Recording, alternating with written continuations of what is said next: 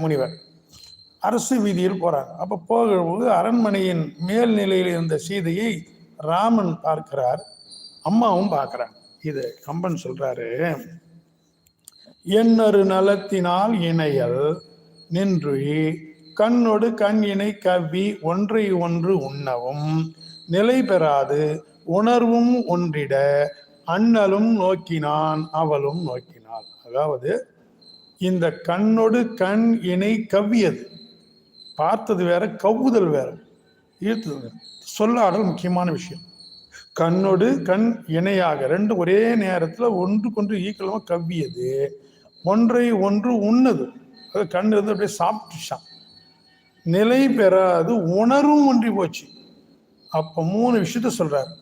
கண்கள் கவ்வியது, ஒன்றை ஒன்று உண்டது, 3வது உணர்வும் ஒன்றானது. அதுக்கு அடுத்துதான் அண்ணலும் நோக்கினாள் அவளும் நோக்கினாள் என்று அழகாக